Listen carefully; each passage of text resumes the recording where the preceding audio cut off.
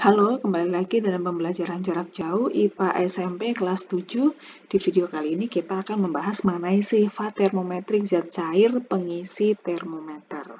Oke, yuk lanjut kita ke pembahasannya. Nah, sebelumnya kita mengetahui dulu ya bagian-bagian dari termometer. Itu ada tabung gelas atau tabung dari kaca, kemudian pipa kaca yang berupa pipa kapiler, artinya tabung sempit gitu ya, yang nanti diisi zat cair, bisa alkohol, bisa raksa. Kemudian skala, yaitu bagian termometer yang berupa garis-garis atau angka. Kemudian zat cair pengisi termometer, itu bisa raksa, bisa juga alkohol ya. Kalau dalam gambar itu adalah raksa karena di situ mengkilap. Kalau alkohol biasanya diberi warna merah ya. Kemudian lekukan, ada termometer yang memiliki lekukan, ada yang tidak. Seperti pada gambar, kalau kita lihat ini lekukannya ya. Jadi seperti ada bagian yang melekuk gitu ya. Kemudian yang terakhir paling bawah itu adalah tandon atau reservoir gitu ya. Nah, kita lanjut ke sifat termometrik. Sifat termometrik itu apa? Sifat termometrik adalah sifat fisika yang berubah jika mengalami perubahan suhu.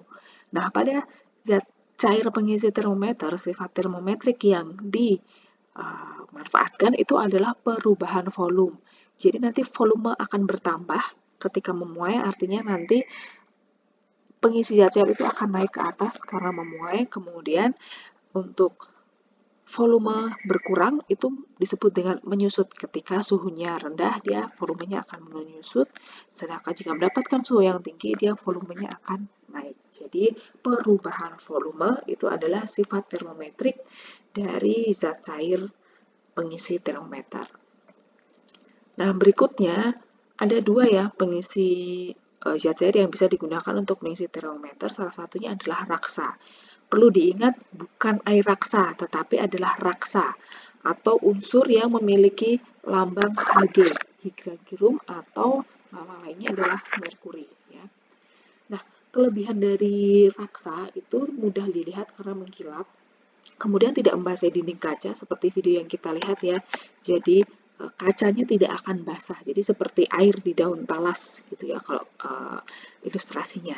Kemudian kelebihan raksa itu adalah jangkauan suhunya luas dari minus 40 derajat Celcius sampai 350 derajat Celcius. Tetapi kelemahannya atau kerugiannya itu harganya mahal. Dan jika tabung pecah, raksanya itu berbahaya kalau kontak dengan kulit, jadi bisa menimbulkan iritasi. Dan juga tidak dapat mengukur suhu yang sangat rendah dibandingkan dengan alkohol. Berikutnya, itu adalah alkohol yang biasanya digunakan sebagai zat cair pengisi termometer. Kelebihannya, harganya lebih murah dibanding raksa dan dapat mengukur suhu yang sangat rendah, yaitu sampai dengan minus 112 derajat Celcius. Dan dapat mengalami perubahan volume yang besar untuk perubahan suhu yang kecil. Artinya apa? Kenaikan suhu kecil saja volumenya bisa naik dengan lebih banyak dibandingkan dengan raksa. Ya. Kemudian kelemahannya atau kerugiannya itu adalah bening sehingga kita memerlukan pewarna.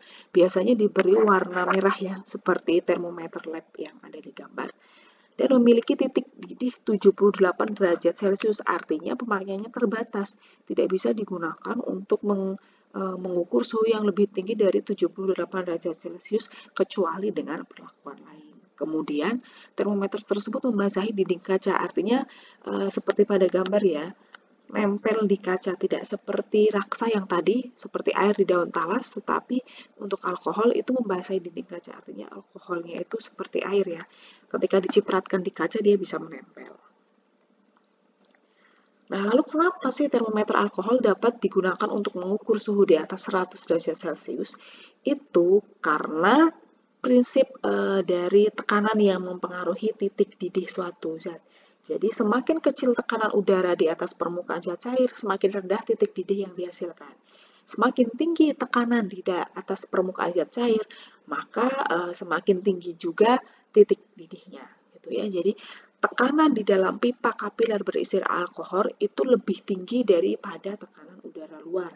Jadi di dalam termometer tadi, di dalam tabung atau dalam pipa kapiler termometer yang berisi alkohol tadi, nah itu tekanannya dibuat lebih tinggi daripada tekanan udara luar. atau tekanannya lebih dari 1 atmosfer.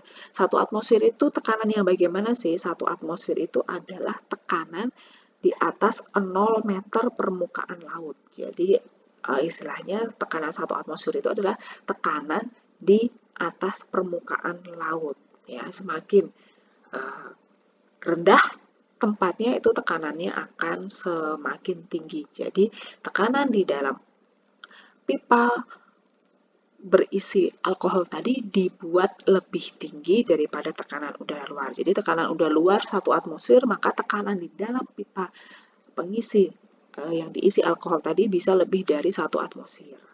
Seperti itu ya. Oke, demikian penjelasannya. Semoga membantu kalian dalam mempelajari pembelajaran jarak jauh. Selamat belajar.